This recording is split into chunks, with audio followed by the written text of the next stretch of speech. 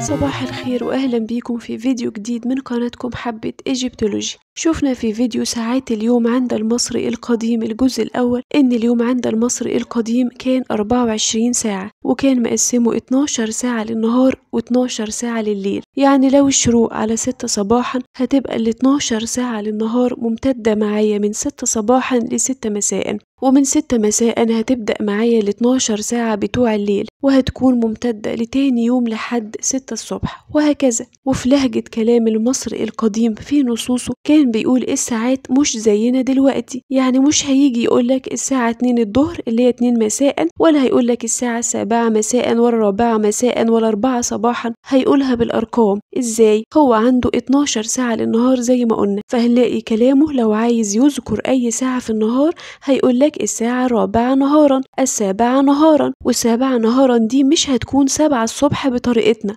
لأ، هو مرقمهم بالأرقام. هنعد من بعد الشروق اللي هو لو افترضنا 6 صباحا نعد 7 ساعات علشان نعرف يقصد ايه بال7 نهارا، فهتطلع الساعة 1 الظهر بطريقتنا احنا. ونفس الحال في الليل، هو عارف ان في تقسيمه هو للوقت في 12 ساعة لليل بتبدأ من الغروب، فبرضه هيقول الساعة بالأرقام من 1 ل12. هيقول مثلا الساعة 4 ليلا، 7 ليلا، وبرضه 7 ليلا دي مش 7 مساء عندنا احنا، لأ، هنعد من بعد الغروب 7 ساعات علشان نعرف يقصد الساعة كام بالظبط، فهتبقى عندنا احنا لو الغروب قلنا 6 مساء فهتبقى 1 صباحا بعد منتصف الليل. يبقى تاني احنا بنحسبهم ازاي علشان نعرف هو يقصد الساعة كام بالظبط بطريقتنا احنا، بطريقة مقياسنا احنا. بنشوف انه لما يقول مثلا الساعة 10 نهارا هنعد من بعد الشروق، لو الشروق 6 صباحا عنده هنعد الساعة الأولى نهارا بلهجته هو هتبقى حوالي 7 صباحا عندنا احنا، 4 نهارا بلهجته هو هتبقى 10 الصبح عندنا احنا بطريقتنا وكلامنا احنا. طيب زي مثال المرة اللي فاتت، الساعة 10 نهارا عنده اللي ذكرها في النص، ونوت محك مج نتهرو هتبقى الساعة كام بطريقتنا؟ هنعد من بعد الشروق، لو الشروق 6 صباحا نعد 10 ساعات، هنلاقيها هتبقى الساعة 4 مساء، 4 العصر بطريقتنا احنا، لكن هو هيقولها الساعة 10 نهارا، لأن اتفقنا انه بيحسب الساعات بالأرقام، وهو عنده 12 ساعة للنهار و12 ساعة لليل. فلما يقول في نص الساعة 10 نهارا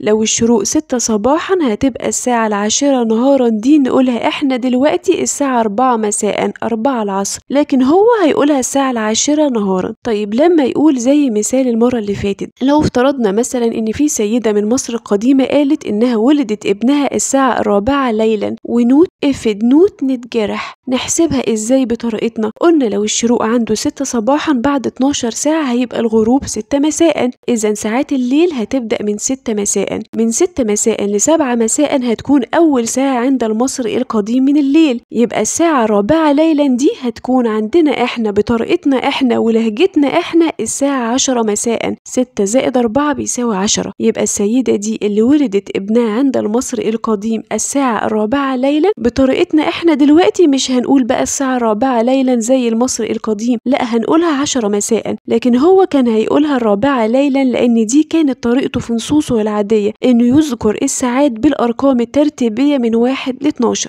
والملفت للنظر بقى ان في رواية جميلة جدا اسمها تغريبة بني حتحوت الى بلاد الشمال لأستاذ مجيد، وهي رواية جميلة جدا بتتكلم عن اواخر حكم المماليك ودخول الحملة الفرنسية لمصر، يعني بيتكلم في اواخر القرن ال18. قال حاجة ملفتة جدا في صفحة 223، قال في سياق رواية عن الجنود الفرنسويين وقت احتلالهم للقاهرة والثورة ضدهم، قال عند اذان المغرب ضبط من معه ساعته على الساعة 12، وعلق الكاتب أستاذ مجيد في الهامش من تحت إن التوقيت كان بيبدأ من غروب الشمس، حيث تكون الساعة 12، وبعده بساعة تصبح الساعة 1، وبعده ب3 ساعات تكون 1، وهكذا، وبعد الساعة 12 صباحا تبدأ الساعة 1 مرة أخرى. طيب معنى الكلام ده ايه؟ هو قال في الهامش من تحت ان التوقيت كان بيبدأ من غروب الشمس حيث تكون الساعة 12:10 وبعده بساعة تصبح الساعة 1 يقصد من الليل، وبعده ب3 ساعات تكون الثالثة يقصد برضه من الليل، وكمل وقال بعد الساعة 12:10 صباحا تبدأ الساعة 1 مرة أخرى يقصد بعد انقضاء 12 ساعة من الليل بتبدأ 12 ساعة للنهار وتبدأ الساعة 1 مرة أخرى دي يقصد الساعة 1 من النهار بقى. ودي كانت نفس طريقة المصري القديم في عد الساعات، يبدأ من الغروب زي ما قلنا يحسب ال 12 ساعة بتوع الليل، فلو الغروب 6 مساء فهتبقى الساعة الأولى من الليل عند المصري القديم 7 مساء بطريقتنا احنا، والساعة الثالثة ليلا عند المصري القديم هتبقى 9 مساء بطريقتنا احنا. فعلى ما يبدو لو كان ما ذكر في الرواية أنا فهمته صح إن حتى في أواخر القرن ال18 كان لسه بيتبعوا نفس طريقة المصري القديم في حساب الوقت ونطق الساعات، وده شيء ملفت للنظر جدا. أتمنى يكون درس النهاردة كان مفيد